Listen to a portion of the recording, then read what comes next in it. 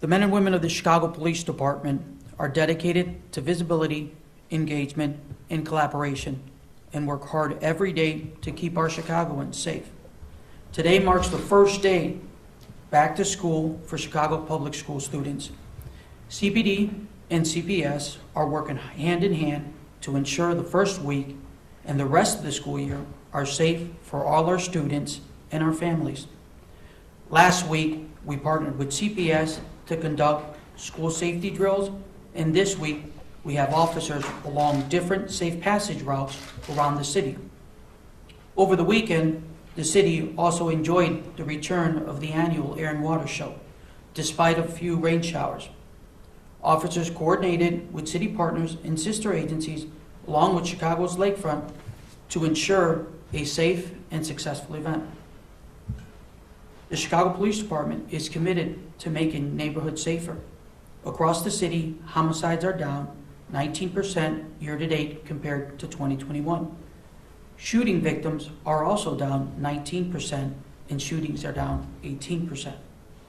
Over the weekend, we also saw a decline in homicides and shootings versus the same period in 2021. Homicides dropped 50%, shootings dropped 24%, and shooting victims went down to 14%. In the top 55 beats, where more than half our city's violent crime has been concentrated, the department placed more resources in those areas. Compared to when we began focusing those efforts on those beats, violent crime has decreased. Homicides are down 26%, and shootings are down 31% in those 55 beats. Officers are doing great work every day. They're working very hard to keep our Chicagoans safe. Over the weekend, we also held a successful gun turn-in at Hope Community Church, where we collected over 100 firearms.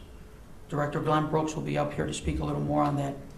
Since January, our officers have recovered 8,225 guns, a 4% increase over last year at this same time.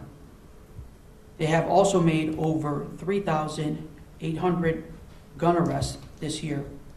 Citywide, officers have also arrested over 900 offenders this year for carjacking-related offenses. Guns and gangs and violence have no place in our communities, and we will not let up. The Chicago Police Department will continue to work with the communities to build a safer Chicago. That's very brief, and I will turn it over to Director Brooks to speak on the weekend's gun turn-ins.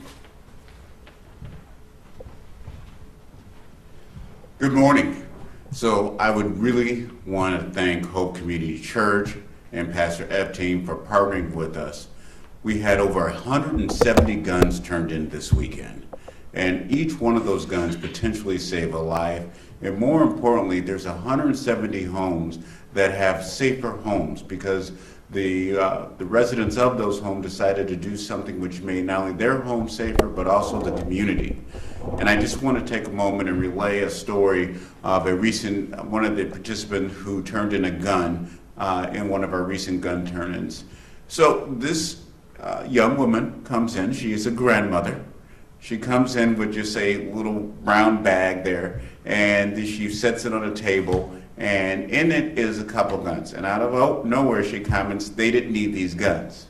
So that naturally started a conversation. And through that conversation, the grandmother said she had found these weapons in her home. Whether it was her children's or grandchildren, she determined they did not need them. And she went ahead and turned them in. We don't know the backstory of those weapons, but what we do know is this. Those guns will never, ever be used to harm, hurt, or kill anybody. And that house is that much safer because those guns are no longer in the home. I can't thank the number of people in Chicago who came out and turned in a gun to help make not only their home safer, but make their community safer. Thank you. Thank you very much, Director Brooks. I also want to let the members of the folks that live in the city of Chicago to keep their eye out for future gun turn-ins. Where they have those weapons at home, they can take the opportunity to turn them in and help make our city safer. Also, we ask that members of Chicago that participate, we encourage them to participate with us at community policing, whether it's a beat facilitator, whether it's an ambassador, or just, showing up at an engagement, get to know your neighbors and help make our city safe. Does anybody have any questions? Chief, why don't you talk about the number of shooting incidents, 26 over the weekend, far lower than what we've seen over the summer. Was there any different strategy employed this weekend, or was it just a quiet weekend? No, you know what? We've actually made an incredible effort to make sure that there's enough personnel out in the field so they can address any particular issues. The idea is to get ahead of incidents before they occur, have officers be proactive. That way we discourage any kind of gun violence. And when something does happen, that we respond quickly, thoroughly, efficiently, and make sure that they don't occur again. I had some questions about CPS and security. Are you the person? Absolutely. I actually have a Deputy Chief Sheemash here who can discuss that with you. All right, sounds good. Deputy Chief. Good morning, everybody. I'm Deputy Chief Gabriella Sheemash. That's GABRIELLASHEMASH. So this morning, the EOC, the Emergency Operations Center, was activated, and it'll remain activated throughout the week for Operation Safe Passage. So we have 80 safe passage routes that we've dedicated resources to. So this morning, we met with Chicago Public Schools, the CSCC, Department of Assets and Information Services, Department of Family and Support Services, the Department of Streets and Sanitation, the Department of Transportation, Chicago Fire Department, OEMC, Chicago Park District, Chicago Public Libraries, and CTA. So all of these agencies, we're going to collaborate throughout the week. We're meeting several times a day and doing agency check-ins. So everybody is ensuring the safety of our CPS students to and from school. Deputy Chief, could you go through the drill that was done at Julian High School? Just describe what types of things went on and how you prepare for that type of event. Sure. So actually, Chief Cato can speak to that right. school safety drill. All right, sounds good. Cato. Good morning, everyone. In an attempt to prepare for the inevitable, we were able to put together a drill to address any potential violence that could happen into a school. Multiple things are going throughout our country. We want to be prepared for it also.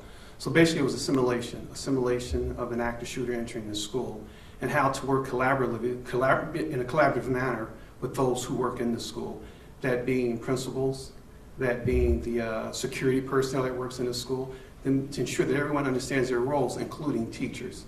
And being able to also be able to communicate with our other agencies, with the fire department, with our paramedics, that we all can be prepared if that was to happen.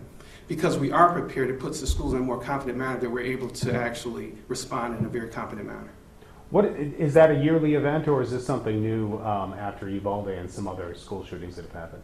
Well, we have done them in the past. The goal now is just to do more so it becomes muscle memory. When you have an event like you have Uvalde, and that's obviously sparked a new conversation and new worries for parents, how do you alleviate the fears of not only parents, but the teachers that are in those classrooms trying to teach, and then also having to have this other layer of safety on their mind? Well, I'd like to say that we have one of the most proficient SWAT units in the country. Our SWAT unit is manned 24 hours. So we'll be able to respond fast, quickly, within minutes if something like that was to happen. But the goal now is to ensure that the school has the confidence that we're able to respond as fast as possible. When you're talking about school safety, go over school safety and how it's changed over the course of the last maybe 10, 20 years in relation to policing. Well, when we think about policing in schools in the last 20 years, in the past you would have policing a school.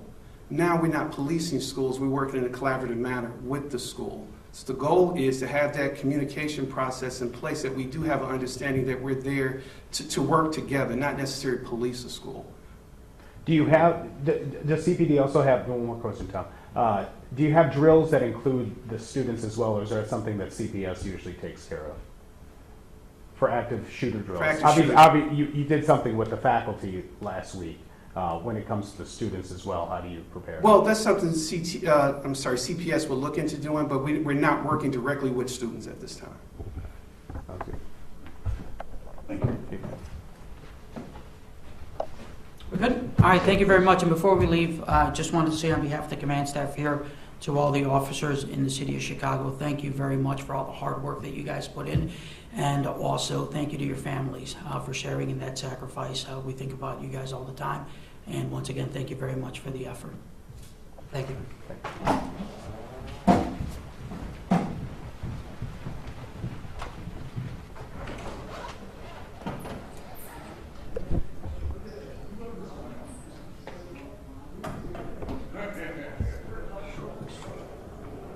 Short and sweet, and I forgot to grab the mic. That's what